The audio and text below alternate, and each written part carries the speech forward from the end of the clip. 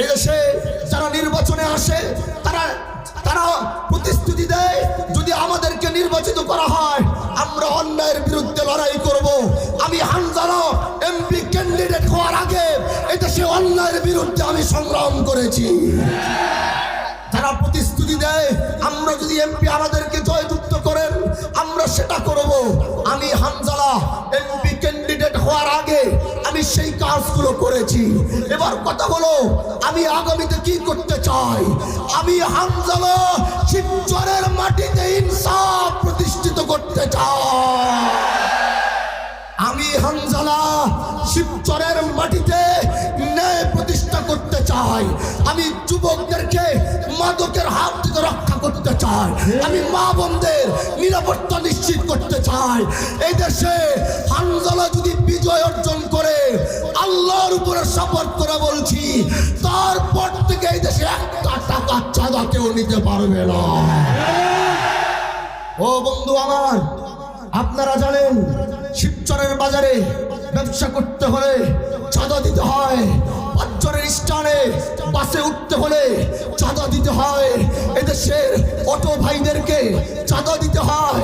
আমি আপনাদেরকে বলছি আমার এখন যে আল্লাহ পাক যতটুকু ক্ষমতা দিয়েছে কিন্তু রাষ্ট্রীয় ক্ষমতা নাই। অনেকে বলবে হুজুর রাষ্ট্রীয় ক্ষমতা নিয়ে এগুলোর বিরুদ্ধে করবেন। আমি তাদের উদ্দেশ্যে বলছি আপনারা যদি 12 তারিখে ইনসাফের এই প্রতীক রিকশার উপরে যদি সিল দিয়ে এই আমানত আমাকে দিবেন, সন্ধ্যার পর যদি ঘোষণা হবে এই সন্ধ্যার পরে যদি ঘোষণা হবে রিকশা প্রতীক বিজয় হয়েছে, এই নাম শোনার সাথে সাথে হয়তো এই দেশের মাদক ব্যবসায়ীরা ভালো হয়ে যাবে, না হলে এই এলাকা ছেড়ে তারা চলে যাবে।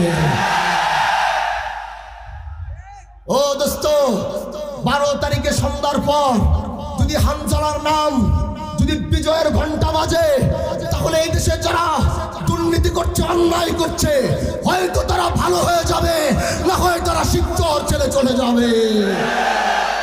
এদেশে 12 তারিখের পর যদি হানজালার নাম বিজয়ের পাতায় আসে এদেশের বালু খেকররা হয়তো ভালো হয়ে যাবে, না হলে বালু উত্তোলন বন্ধ করে দিবে। ও ভাই আমার, হিন্দু ভাইদেরকে বলছি, ও হিন্দু ভাইরা আমার, আপনারা সবচেয়ে বেশি নির্যাতিত এই শিবচরে। আপনারা বলতে পারেন না